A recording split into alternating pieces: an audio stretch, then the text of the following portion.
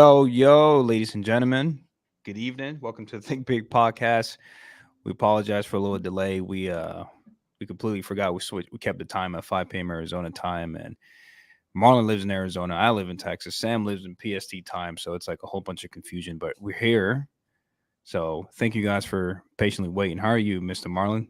I'm doing pretty good. I mean, listen, guys, before we get started, I can't do a show without an audience. So we need to make sure that we get the word out that we're going right now. So I'm actively on my Instagram right now, just making a story post so we can get people on here. Yeah, I had no clue that we came back to the right time zone because Arizona low key the only time zone that actually makes sense. Like everyone else I still agree. doing daylight savings. It makes zero sense to me. Like Victor, Paula, Abraham, like guys, if you understand that the time zone differences, like the daylight savings should be totally eradicated, like drop a comment. Like who still likes daylight savings? Because I never understood the person that was like, this is a great thing. This to me never made sense. So Yeah, it's insane, bro. it's a nutsy. So I'm making a post right now so we can get some folks in here on this link. But yo, today's been a good day, man. Super productive. How about you? What's been going on in your world, bro? Oh, bro, just finalizing everything, closing out everything that I didn't like in 2023, just so I can have a fresh, clean start. That's really what I'm up to right now, man. Just working on a tons and tons of new business. I got a new subscription stuff plan coming out too for real estate and sales. That should be really fun. So that's dropping in pretty soon. Oh, Yeah, let's go. By the way, Jesse Jesse. says he hates it. Well, I don't Oh, even dude, know if Jesse is that Jesse a boy or Jesse a girl. That could be a girl, Jesse. Jesse, are you a guy or a girl? But dude, you got a new subscription coming out? yes, Why have I not, sir. why have I not heard of this yet? You keep your secrets on me, bro? Keep your secrets? No, no, no. You kind of helped me out on it too. Remember, this is the one we were talking about in the chat. This is like, hey, the subscription plan. Oh, that one. Okay. Yeah. That one. Okay, that's fire. I'm liking that, man. Yo, dude, Yeah. isn't it fun like when we get to build and it's like putting Lego blocks together? And it's just like one thing stacks on top of the next on top of the next. Yeah. Yeah, man. Absolutely, brother. Shout out to Sam too, man. He got on the phone with me for like an hour or so to help me go through it, like to put it together. That's my first time like creating a whole subscription plan. So it's gonna be fun. Dude, I'm excited for this. Yo, it's gonna be valuable for the marketplace. So Absolutely, brother. what's our topic tonight? What are we going over tonight? Overcoming shiny object syndrome, You know, which is this honestly like it's like majority of people I talk to when they're like, "Hey man, how do I get started?" and they're asking me all these type of questions. I'm like, "Wow, you're worried about the wrong things." um, what's really funny about this one is I I'm not going to say any names because no names need to be said, but I have been Yep. seeing different gurus and different people on social media actually promoting shiny objects as a good thing, and I'm like, I don't know if I believe in that. In fact, I do know that I don't believe in that because almost every individual that I have the pleasure of connecting with, talking to, everyone knows I do coaching, right? I coach entrepreneurs, and a lot of the time, the struggle, the problem, the issue, way too many Mm, focuses, right? There's yep. too many things calling and grabbing for their attention, and they've lost the ability to concentrate the attention. And I want to dive into this because it's truly, truly, truly a critical skill power, right? Like as an entrepreneur, what's our most valuable asset? I would say for me, it's time, bro. And interestingly enough, Alejandro, most people would answer time is the most valuable asset. However, I'm going to argue that you're correct, but the answer is also incomplete because Mm, time is a valuable asset. However, isn't it true that you and I both know people who have nothing but time and all they're doing with their time is sitting on their mom's couch, smoking weed, watching Netflix? yeah. Right. So they've got all the time in the world, right? An unemployed person has more time than you and I, or not necessarily. Everyone has the same amount of time. But Hmm. time by itself, as its own independent factor, isn't all that valuable. It's our attention. That's the most valuable resource we as entrepreneurs have. But the reason time is associated is because what does attention cost? Right? It costs time to pay attention. Hmm. We I actually like have, that. That's the first time I'm hearing that, brother. That's why I love when you start talking, man. You start giving out the free sauce. it's a Marlon Johnson original. I'm gonna get it on a t-shirt, right? Also shout out to Elena hooking me up with the mindset shirt. Hey, So man, you still owe me a shirt, man. yeah, bro, you came over to the house and then you were supposed to come back and then you left after dinner. Like you ran out of me, bro. I was trying to get you back to the house with gifts and you left. Oh man. But I got you, bro. I gotta get your address from you and I'll send it over to you. Let's go. I definitely Let's need that shirt, man. 100%. So it costs time to spend, or it costs time to pay attention. And so as entrepreneurs, it's our most valuable resource. And oddly enough, Abraham, check this out. It's a skill that's missing in modern day because with technology is such a double-edged sword. It's the biggest benefit. I love computers. I love my cell phone. I love my laptop. I love iPads, the internet, social media, Instagram, YouTube, TikTok, you name it. I love it. However, these tools have been sucking our attention and it's been leaving people depleted and folks aren't learning how to really harness their attention, how to focus their attention towards a single task. The ability to concentrate is going further and further out the window, right? The amount of people that are like, hey, I'm ADD, ADHD, it's like, no, you're just letting your attention be taken by everything. Some people, granted, are ADD 100%, but even then, it doesn't excuse the power of being able to concentrate your focus because the individual who can concentrate their attention is the person who builds, right? If you can't focus your attention, you're going to end up working for somebody who can. And that's the honest truth. It is the honest truth. Because when we get that ability to really sit down, and this is why, by the way, I'm analog. I'll still get pen and paper out and I'll sit down and write because the action of writing, what it actually does for me, I can't say what it's going to do for everyone else, but what it does for me is it slows down what I'm focusing on. It slows down the thoughts and it begins to crystallize them so that I can really analyze it, right? It's kind of like pausing the scene. It's like watching a YouTube video and you thought you saw something and you get the opportunity to pause it and zoom in and see if you saw what you think you saw. When I start writing, that's what that's like for me. It's like my thoughts are flashing by. I get to pause the screen and then analyze what I was actually seeing. And this allows me to go deeper. This allows me to find details that I otherwise might have missed. This allows me to put more effort, more energy onto a particular situation to possibly enhance it, to grow it, to get more, extract more value from it.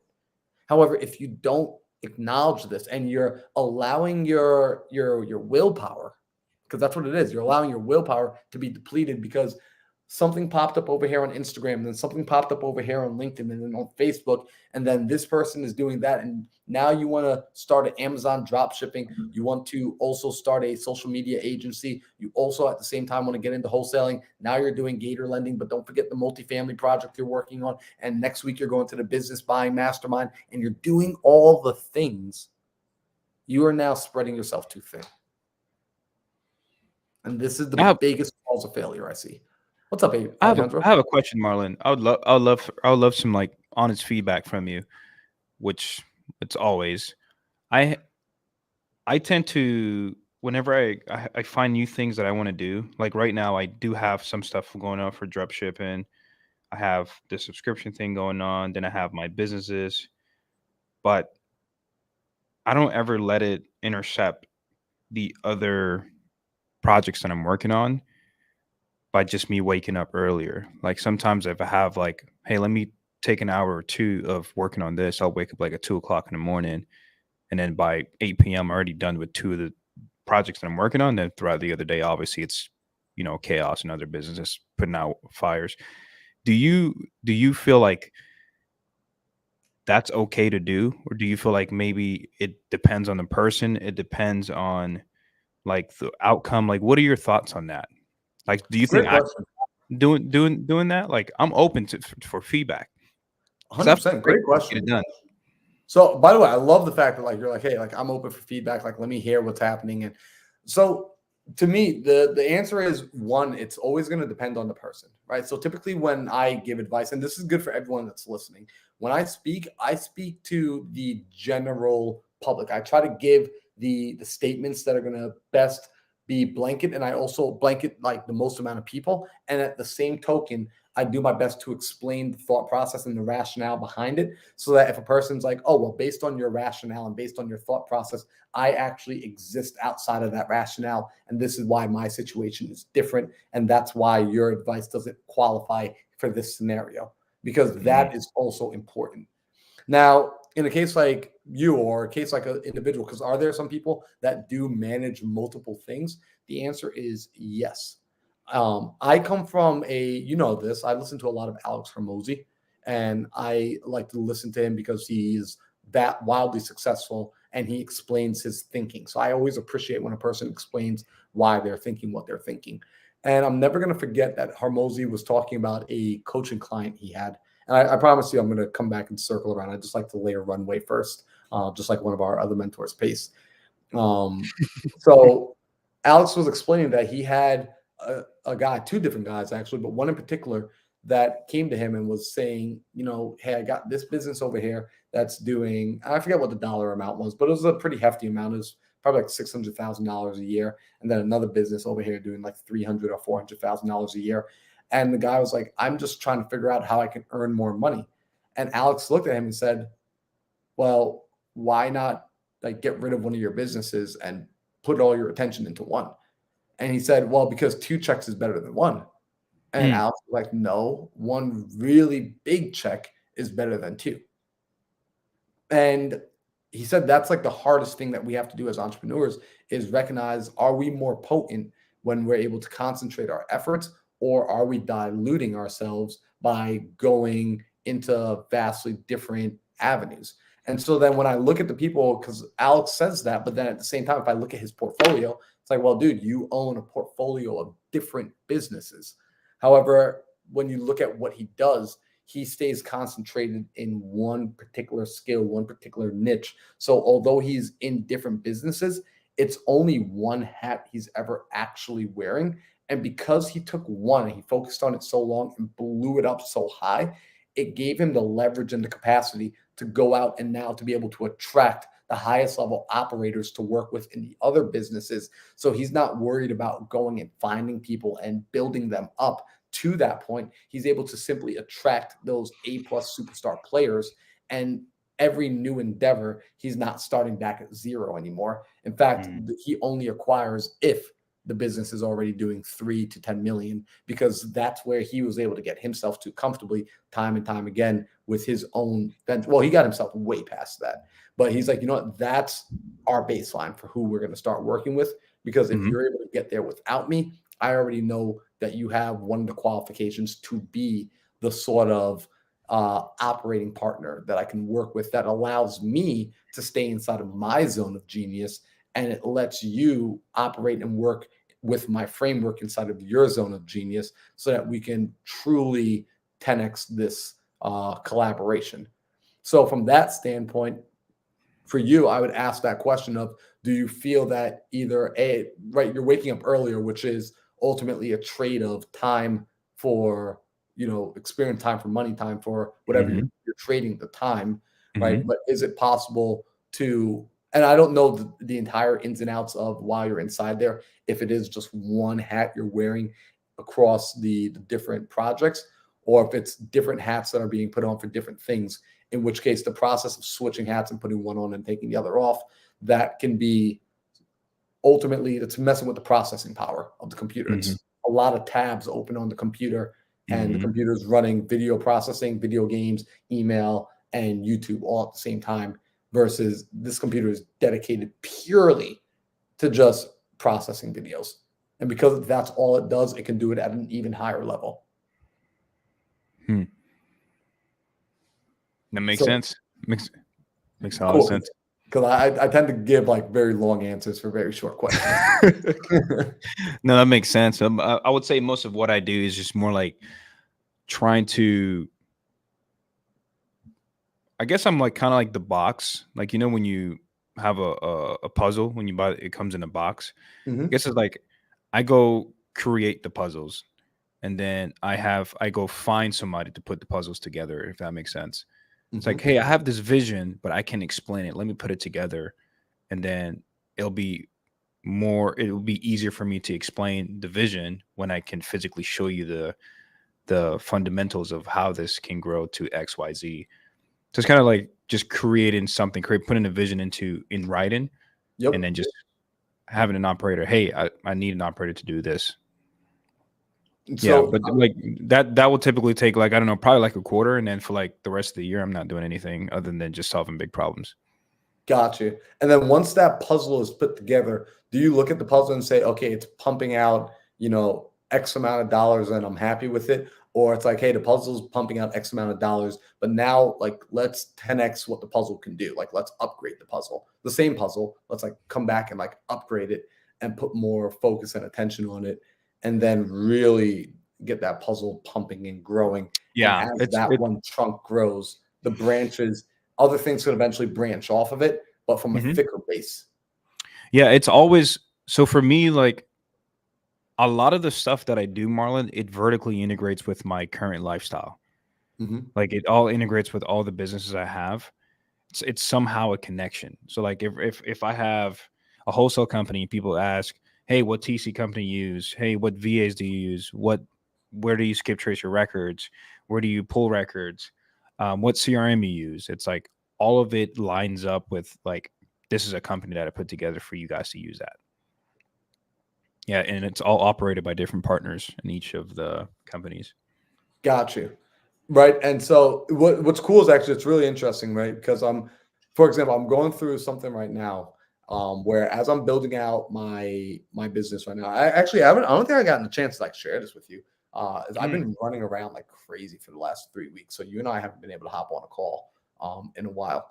So right now, like in my coaching business, I've been interviewing for the last 2 weeks for a like an integrator slash like a OpEx person, right? Like an operations uh-huh. executive, to come in and to really help me to grow and scale and support and doing a top down hire rather than a bottom up hire. So I'm not looking for like, hey, what's the VA I can hire? I'm looking for the person I can hire that can help take care of all the other hires and build out the skeleton with me, which allows me to stay inside of my zone of genius, which is on the fulfillment side and on the going and sharing the vision and branding and like basically putting us out to the rest of the world, right? I get to Mm, go focus on that stuff.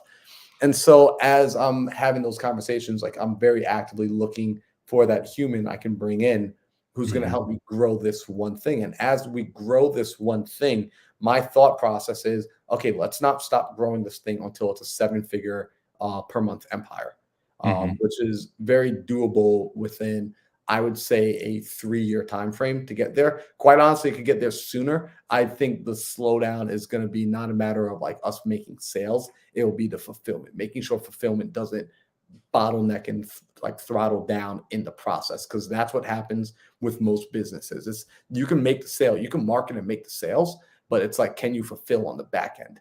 And Mhm. I've been a part of businesses that I've gone in as a client because they did good by a small group of people, but then when they got the large influx, they couldn't handle that new level. They couldn't handle the pressure of being You, at that level and the you know, fulfillment fell through. it's interesting you bring that up because I have this new thing that I'm working on. It's going to be able to push my other companies at such a higher level, but I had to take a pause to talk to one of my partners on one of my companies to be like, "Hey, do we actually have the system to fulfill these new clients that we're going to have here coming up?" And we had to like sit down and he's like, "Oh, you know what? That's a great question." It's like right now we have like a pretty good amount of clients coming in, but the new system, the new project that I'm working on is going to push that to a whole nother level. I'm like, hey, do we have the system? Okay, we don't. Okay, now we have to hire 3 more admins for this to happen because we're going to scale at such a high level. So and or we can only push a certain amount of clients per month. We need to understand how many clients we can fulfill every single month. And, because we need to have a save zone. Because a lot of people will be like, oh, no, you know what? I'll take this 20 clients per month. I'm like, okay, but can you fulfill that? Because, that's where your reputation is going to diminish if you can't do that. So for me, I'm glad you brought that up because I thought it's almost that like a voice like, hey man, like why are you even thinking about this? Like just go make, a shit ton of money. I'm like, nah, because we have to slow down. But I'm not an overthinker at the same time, if that makes sense. It's like I Yep. just take action, but at the same time I understand the risk of doing something to a certain extent. 100%, right? Because that's where a lot of companies lose their people, right? Yeah. You can get someone through the door, but like the best companies are the ones that grow and truly take care of their people and fulfill the promises. Because then no one. This is an interesting thing. I forget who I heard it from and learned it from, but if you've ever sold one customer and you're like, man, but I can't get any more customers, you don't have a customer problem. You have a fulfillment problem. Because if your product is so good and it truly solves the person's problem, every customer should be getting you your next customer. And if that's Oh not yeah. happening, it means your fulfillment's lacking. Because Mhm. you and I, like for example, you're rocking the Sub 2 hoodie. You know, have you ever, just out of curiosity, have you ever shared the product of Sub 2 with another person, even without worrying about like getting a referral or anything like that? Oh yeah, all the time. All the time, right? Me Hmm. too. I've shared Sub 2. I've shared Pip's Path. I've shared, like, there's been a handful of things I've used that I have just shared. And I wasn't even concerned about a referral. Even though they had referral programs, I wasn't concerned about it because the product had served me so well, I couldn't help but talk about it. And That's if weird, bro. our Because current clients aren't doing that, we're messing up. yeah, I tried that one time to get like a referral fee, and it was such a weird weird energy for me. I don't know. It was like like why am I so involved in trying to get paid from to bring someone to such an amazing community? Like what for what? But obviously that's the whole I forgot what they call that mindset. I forgot what it's called. Yep. But I had I had to process through that, and I did it once with this one person, and then they were supposed to send it something. I don't know, something happened like where I had to follow up like for the referral. I'm like, dude, just forget about that. Like, just enjoy it. But I've referred so many other people like outside of that referral link. That was like the first and last time I ever like used my referral link for it because it's such an amazing community, and I feel like that's the definition of a great company. That's where if I give someone a referral fee to make $1,000 and they're like, oh, dude, no, I don't need that. People just need to come. I want to see you guys win. Like that's how they're satisfied with the results that you gave them. Where to a point where they don't even care about getting paid to referral people. They just do it out of their kindness or somehow feel like they're in debt for how much great service you provided to them. Mhm. That's a great service. 100%. So with that being the case, and like understanding that ultimately the end goal of a business isn't to make a profit, but it's to create a raving fan like community base with the clients and the customers. That if your customers aren't raving fans and they're not evangelized, that your job isn't done. Coming back to now, like with the attention and like the spreading of attention, it's for most people, it's more difficult. At least I know for me, I find it to be more difficult to concern myself about how do I turn every person into a raving fan if my attention is spread amongst essentially raising my multiple children, right? Because my Mm. businesses are children. And so it becomes harder to ensure that that one child is getting everything it needs. If I also got this kid over here, this kid over here, this kid over here, this kid over here, and they're all around the same age. What is it like? One of the kids is like old enough that it's totally self-sufficient. In fact, that kid helps me take care of the other kids. And to a degree, yes, but it now just comes back to a matter of how does a person define where the business is and like where it's supposed to be for that standpoint. And again, bringing it back to like the Alex Hormozy method, right? He focused so much on the sales and fulfillment of his one business that when it came time, for example, for digital media, right? He's currently in process of building out an in-house digital media team, which you're aware of because Sam's talked about this. However, what's that look like? It looks like him paying another digital media team and letting that other digital media team know, I'm going to be copying your SOPs. I'm going to have my people coming in there and watching you do it, but I'm going to pay you to come in and do it because my main focus is still this. And in the meanwhile, because we're doing this at such a high level, I can actually afford to have you come in at a high level and my people to start learning high level tactics right away without building this thing from scratch and basically going through the infant stage. I'm cloning a human stage. I'm cloning a baby stage, right? And like the clone baby is going to grow up a lot faster than the natural born baby, if that makes sense. Mm-hmm.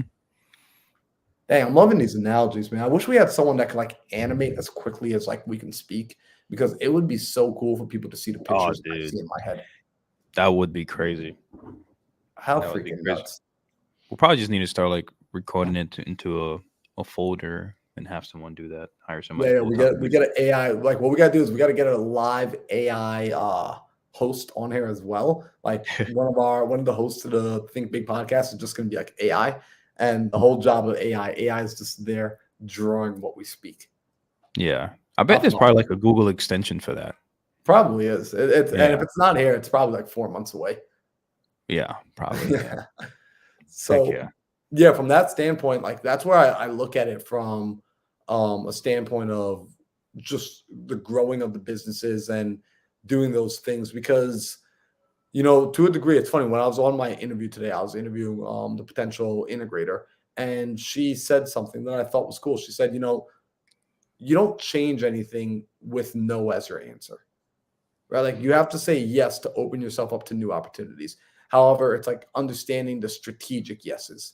And so it's like we say no to other things so that our yeses are more powerful, right? Like you say no to going out to the bars and drinking so that your yes to staying home and studying can have a greater effect on where you want to be 10 years from now, where you are already 10 years from now, right? So there's that idea that we're always turning something down, and it's just the opportunity cost of, am I wanting to collect up front today, right? Like, do I want the whole grape or do I want a part of the watermelon? Hmm. And like that becomes that like delicate song and dance. I do believe some people have the ability with discipline to be able to treat things very much like when they were in school, as a going from grade to grade, or not grade to grade, class to class, right? You go to science class first period, then you go to math second period, and so on and so forth. However, my opinion is still in the boat that a concentrated effort, right? We do that to taste test to see what we most gravitate towards, but then at some point, we're asked to make a narrowed in focused decision, right? Like even as we get to college, what do they ask us to do? They ask us to pick a major, right? Like pick a direct study. Even I know you weren't from the States, but when you came here, you might have seen it with teams like basketball and football and soccer and things like that with school sports. In middle school, they let you play on every team all at once, right? And then as you got to high school, they actually told you, hey, if you're going to play this sport, you can't play any of the other sports. Not because it was a conflict of time, but because they said, like, we need your attention on this, both on season and off season. And then come to college and you start playing college ball, they get even stricter with it, where they say, not only can you not play any other sports, but also we don't want you going out on the weekend. Like you're not allowed to go on a snowboard trip in the wintertime with your friends because we can't afford you to potentially lose focus and like get hurt or spend attention over here that will take away from our season. And then the NFL, it goes even further, where they literally, this is why they get paid so high, because they're like, we're contracting you to only focus on this. We are paying you millions of dollars to literally focus on nothing else but this. Because it shows us how powerful the focused mind is, like a resolved, made up mind, focusing its attention every day, day in and day out on something, starts to see things that other people don't see. The game slows down for that person. And like everything is moving in slow motion for that person because they're processing at such a faster speed, because it's the only thing they do. So they gain a deeper level of awareness, which, again, funny note, I was having this conversation with, I forget who the other day, but it was a guy I was interviewing for the CEO position. right, for the integrator position. And he said to me in the job he'd been working in for the last 15 years, it's been his only focus and concentration over the last 15 years that he was like an on-site technician that would go and like diagnose these big machines and be able to figure out what's wrong and this and that. He's like, I've done it so long for so many years that I'm actually able to work entirely remote from home because I can simply diagnose over the phone. They can hold the phone to the machine and put it on speaker, and I can actually hear and tell them exactly what's wrong with it and how to fix it. And I can walk them through it.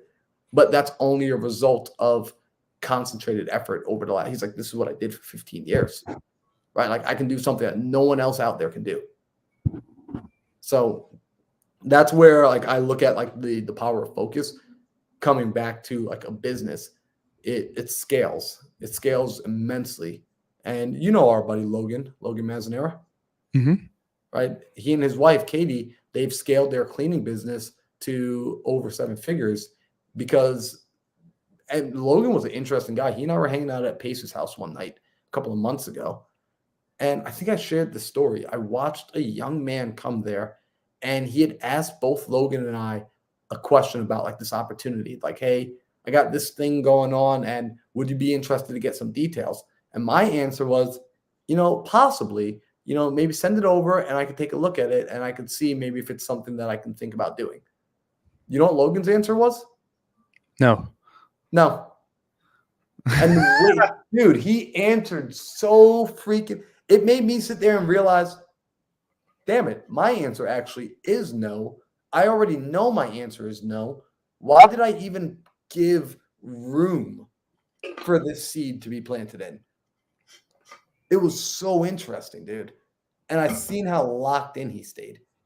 And he actually helped me stay locked in from that. Like I've been telling people no all year with a smile. I'm like, no, not at all. Not right now. 6 months, I might be free. Hey, follow up with me in 6 months. And we can explore that opportunity because I have this thing, this baby that I need to get to a certain point so I can leverage having raised this kid to go and get other clones of this kid and to get other like adjacent things at this level so I don't have to start everything from the ground level all at the same time. So that's been the thought process. Wow. Do you feel like it's probably more like you didn't want to feel guilty at that time? Like of saying no or feel mean or feel like you're shutting down someone's dream, something along those lines? Bro, 100%. It was worry, bro. It was afraid. And I think this is where like other people can relate to this is I was afraid to say no to a good opportunity. Like, but what if this is the thing? What if this is the one? It's kind of like a person who keeps like buying the lotto tickets, right? But like, what if this next lotto ticket is the one that wins big? And I don't play because you got to be in it to win it, right?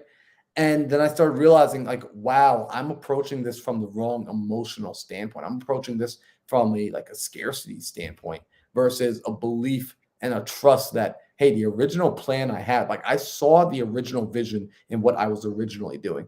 Here's a funny thing, Alejandro. Check this out, right? Interesting tidbit. A lot of people don't know this about me. Before real estate wasn't the first like entrepreneurial course or mentorship or thing that I purchased. You know what the first program is that I ever purchased that like I paid money for, that like I bought as like a course to learn to do something that was like, this is going to be the thing that makes me money? I think you told me this before. I might have told you this. It was way more expensive than mentorship we're in.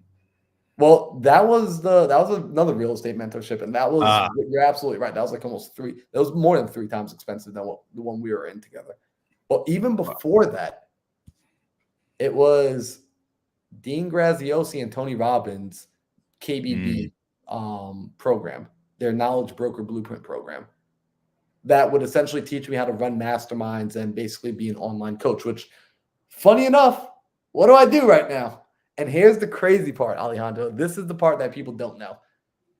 A couple of months ago, maybe almost a year ago, maybe like 8, 9, 10 months ago, I was sitting down in my room and I was thinking, I bought this course and I haven't done what I said I was going to do with it. and I moved on to something else.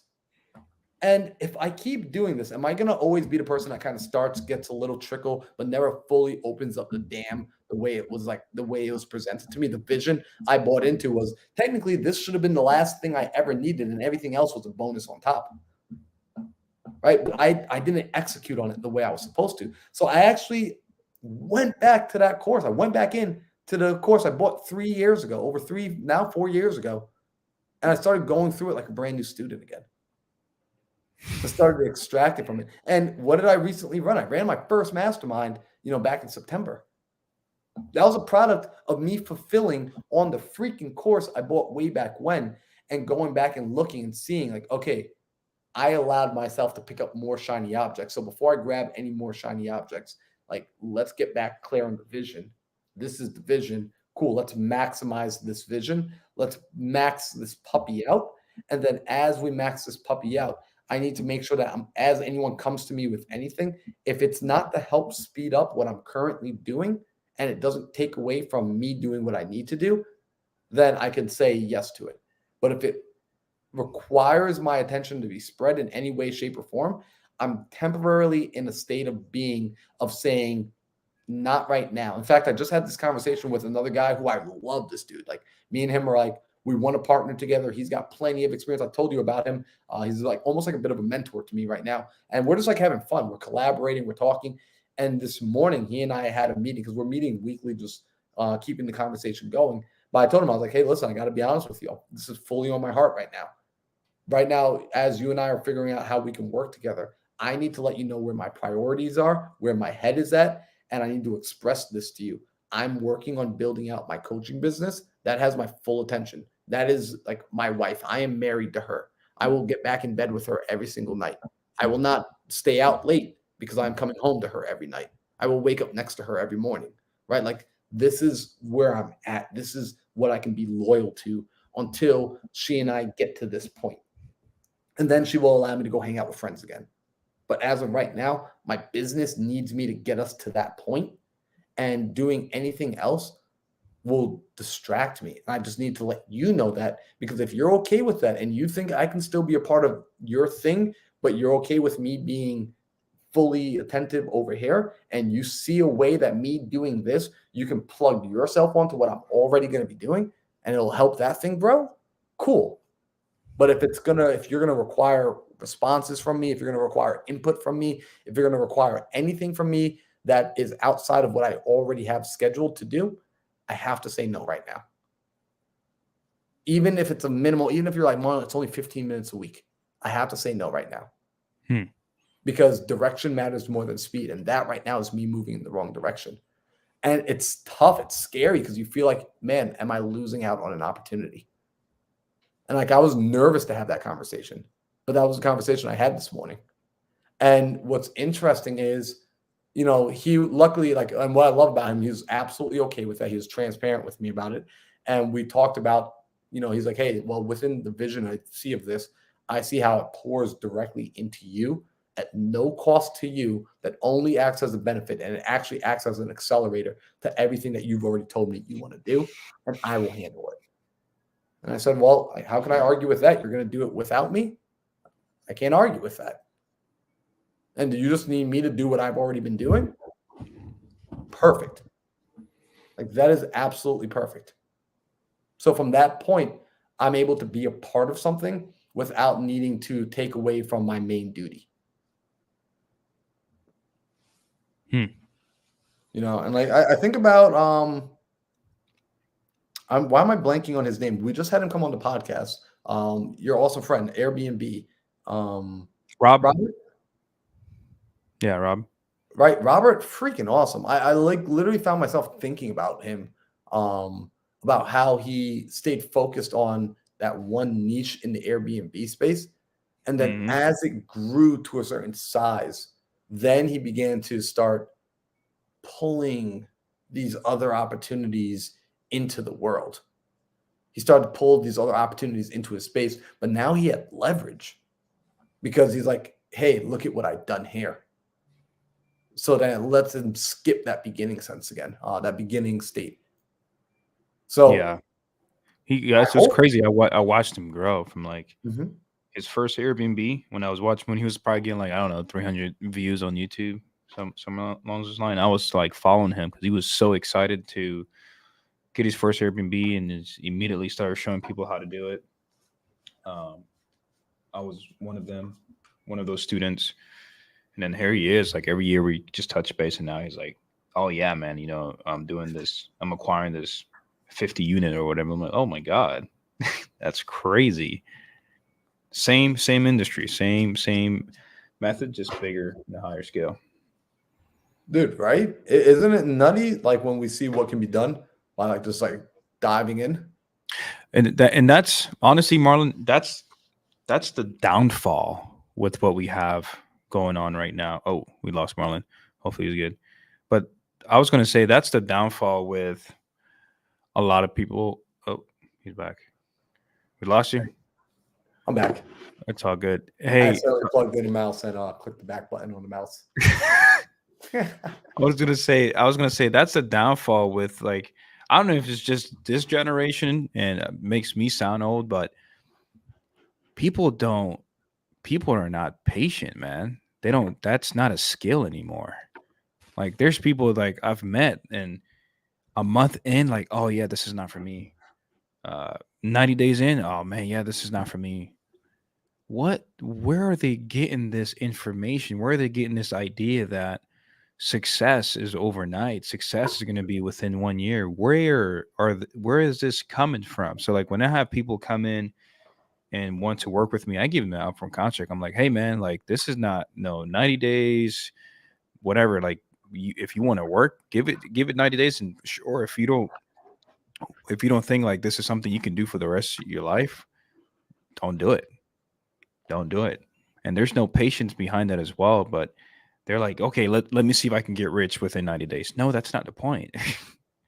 Can you do this? Can you see yourself doing this? And this is another, and we that's a whole nother conversation as far as like, are you willing to do things you don't want to do to become successful? It's a whole nother conversation.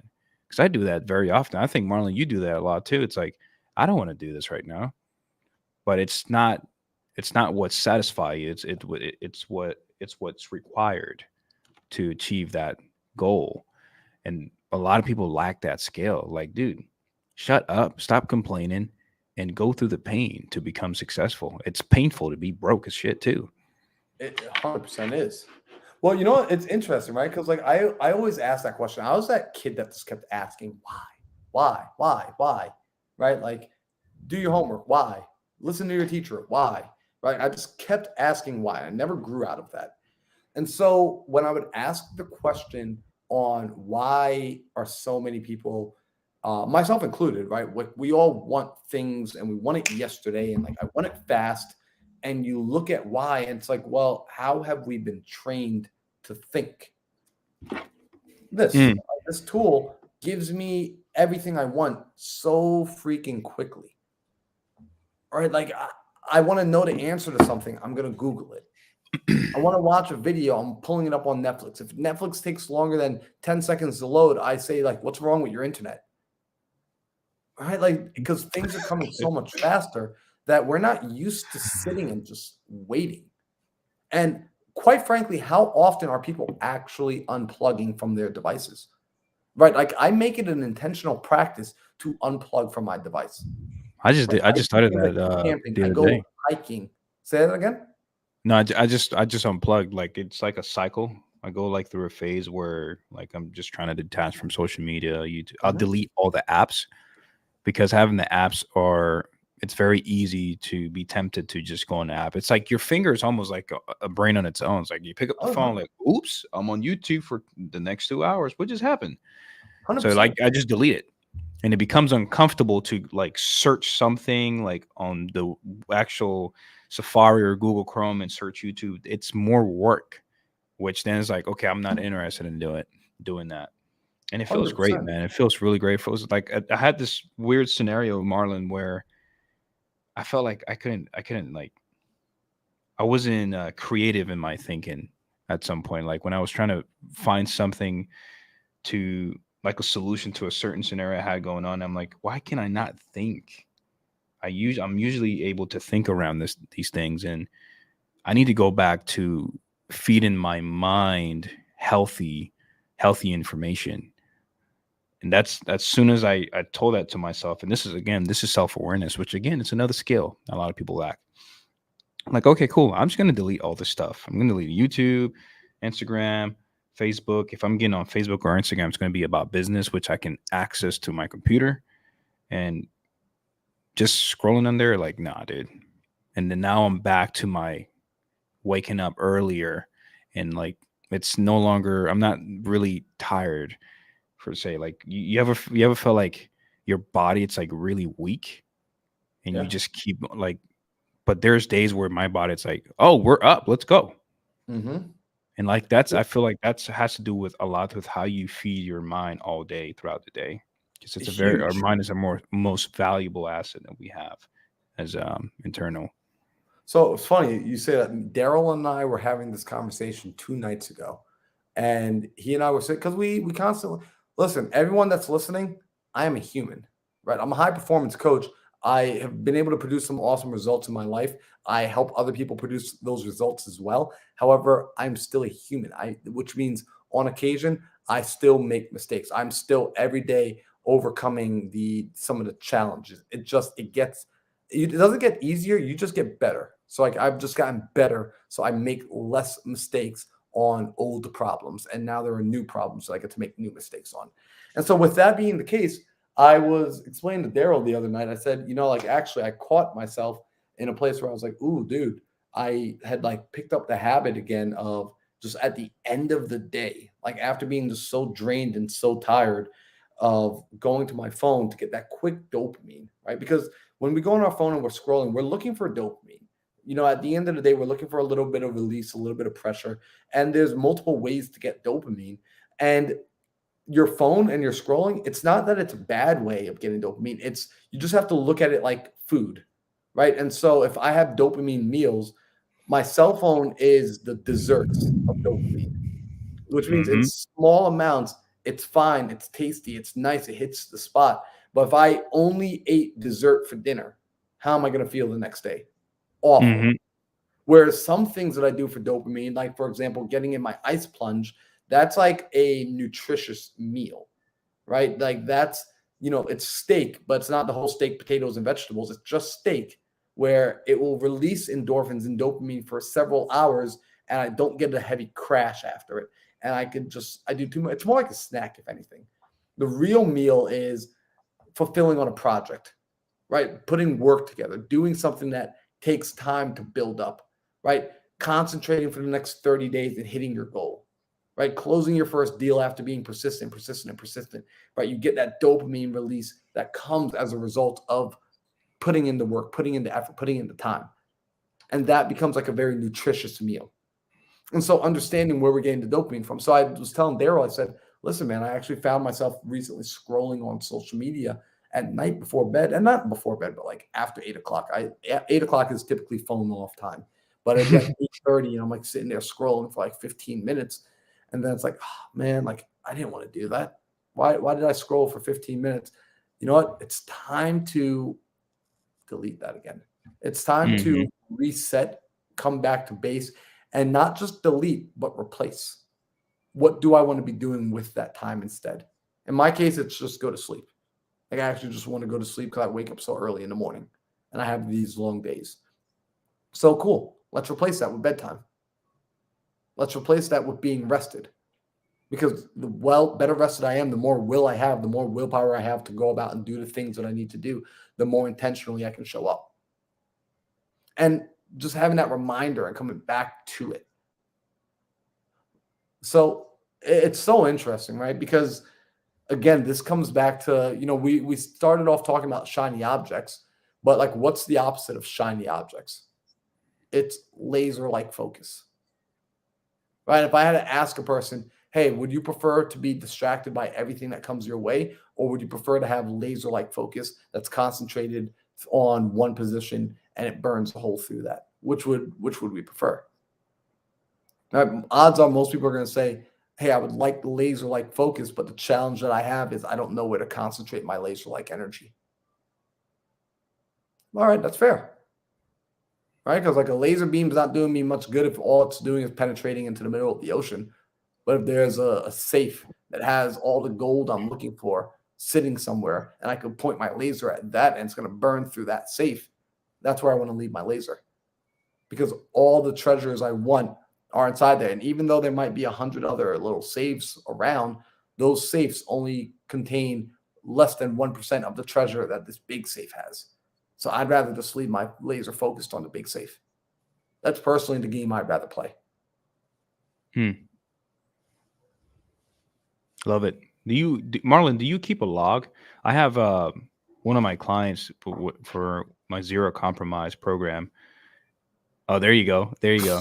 He was just sharing with me like, oh man, I didn't do this because XYZ. I didn't do this because this happened. And I'm like, hey man, let's try this. Let's keep a log of everything that you're pushing aside that can benefit you. Write it down. And at some point, it's gonna get to it's gonna get to a point where you will feel embarrassed to write that down.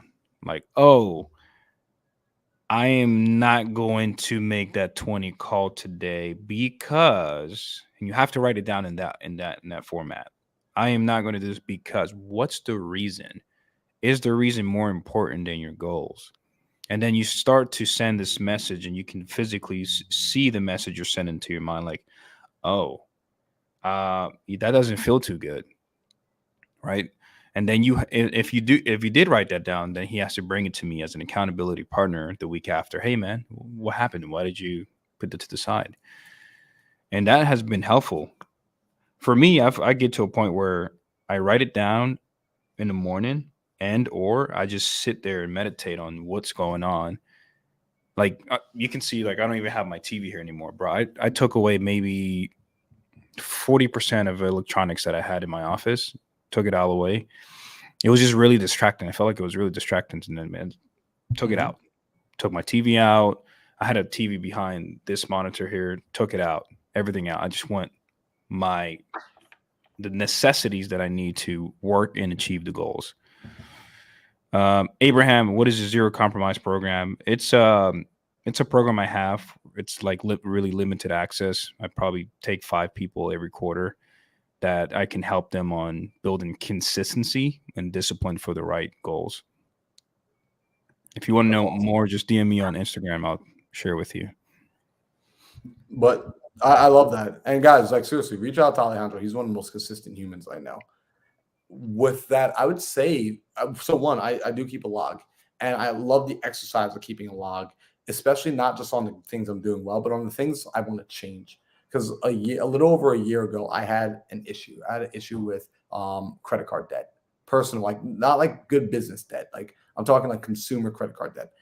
My whole life, I've been a saver, never spent a credit card. My parents are the ones that like taught me credit cards are evil. Like you put it in a block of ice and put it in the freezer. That way, like you would have to think for 24 hours before you can swipe it. And so I just grew up never spending money. I grew up never swiping credit cards. Then I entered into the world of entrepreneurship and I started like investing in myself, and I started to get like frugal with my credit card. And so I was swiping it faster than I was paying it off. And so then for the first time in my life, I had built up like consumer, like bad debt. And bro, I was like ashamed of it, like to the point where I was like afraid to even tell anybody. I was like, oh my gosh, like, you know, I'm this real estate investor. I'm this guy who like people look up to, and like I help other people with business. And meanwhile, like I'm walking around with this skeleton in my closet, and oh my gosh, like I'm a fraud. And I was like feeling like this internally, bro. And two things. First off, I had to admit it to other people. Like I had to admit it to a group of men that I respected, because I've been in a mastermind with like other men who are entrepreneurs. And I told them, I was like, guys, like this is what's going on. And I'm expecting to like be like kicked out, like you idiot, like what's wrong with you? Like, why would you, who does that? You know better than this. And instead the response they gave me was, okay, well, let's fix that. Whoa. Just immediately I'm getting support. And a part of that, let's fix that, was let's go and grab a little journal just like this. If anyone's ever read Compound Effect by Daryl Hardy, you know inside that book, he'll tell you to measure things and track things. So what I started doing was I started tracking my spending every day. Every penny I spent. If I went to In-N-Out and bought a burger for $5, I had to write it down. Right? I had to go and write every penny that I spent down. And the process of tracking made me just become very conscious about what it is I'm doing, about what it is I'm focusing on, where this money is going. And now that I had awareness, I had control. And so it allowed me to change the behavior because I was able to watch and see the behavior. But when the behavior is happening invisibly, it's really hard to change what you can't see. Yep. I have this question up, and this is actually a really great question. And I got the answer from my mentor, Pace Morby. And the question from Peter is Brandon question. Is it best to create a business Instagram account with my personal name or my business company name? So from what I've got from my mentor is you are the brand, Peter. Your name, Peter. You are the brand. And you're supposed to create, a social media account based off your personal name. And every other business you have behind that, people will follow because you as the brand, people will follow your vibe. Your vibe attracts your tribe. That's one of the quotes I got from my mentor, and it's true. And at some point, when you have a good following and tribe, people will just use anything you use. AKA one of your companies. Hey guys, I use this company for XYZ. Oh wow, if Peter's using that, I want to use that. And that's how you funnel in more leads or more clients to your businesses. It's really tough to message someone on Facebook with your business name and business picture, and like it's really hard to have a full-on conversation like, hey,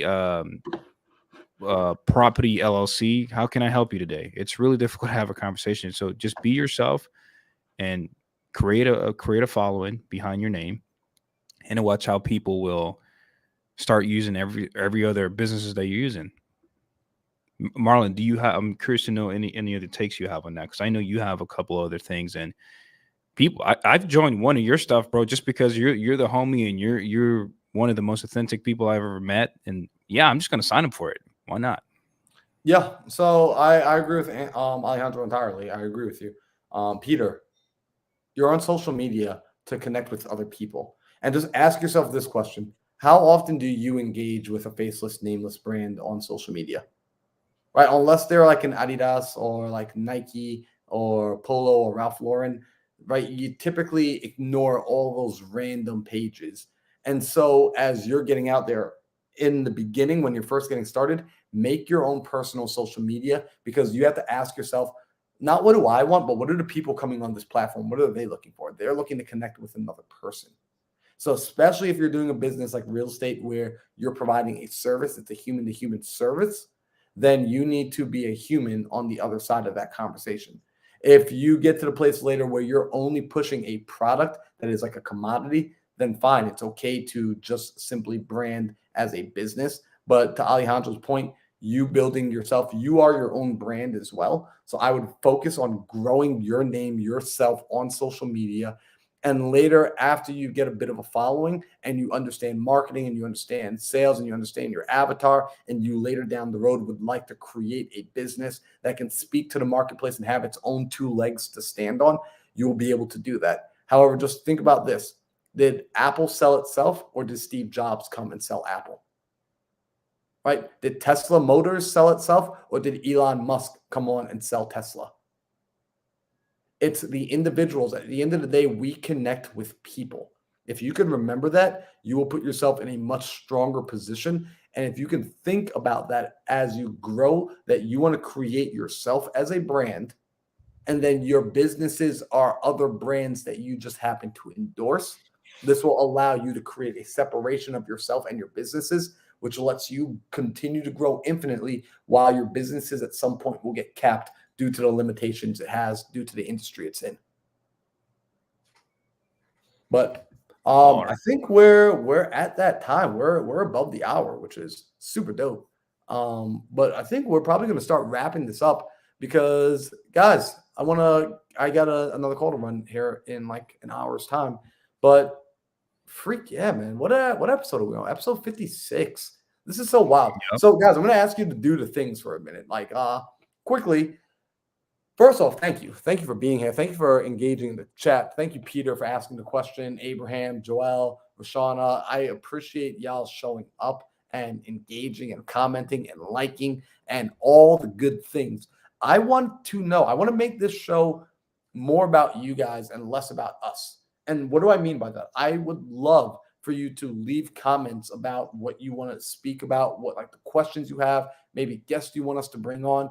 If I had this like a show like this, I mean, I would have been in the chat just like, yo, can you guys talk about how to raise private capital? Can you talk about what are the ways that you keep a relationship going while you're building a business? Because that's a big one that a lot of guys struggle with, girls and guys, but guys especially.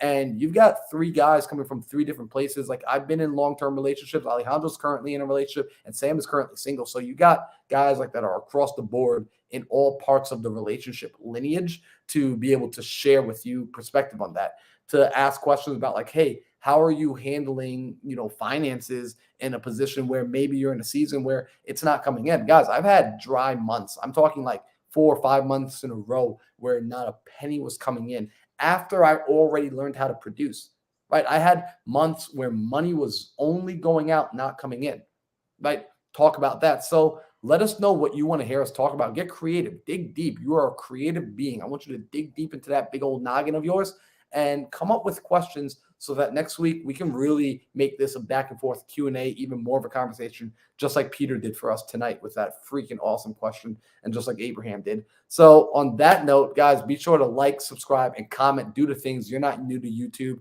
And also be on the lookout for just more news, more episodes. And if you guys are on Facebook and you haven't seen so already and you're a young man in between the age of 20 and 35, I just started a Facebook group, the Millionaire Mindset Community for real estate investors, that is working specifically with young men 20 to 35 years old, 6 months of experience. So make sure to go and check that out. And Peter, I love what you said. You're requesting some Pace Morby at some point. Yo, for sure, we'll get Pace on the podcast in the future. He's the homie, so we'd love to have him come out if he's open to it, which I don't see why not. That's the cool dude. So we'll get some Pace on here as well, Peter. So yeah, do like what Peter's doing. Let us know what you want. So on that note, Alejandro, you got anything to say to these amazing people who have shown up again for another episode of the Think Big podcast? Thank you. Thank you. That's all I can say. And see you again next Tuesday. Yo, guys,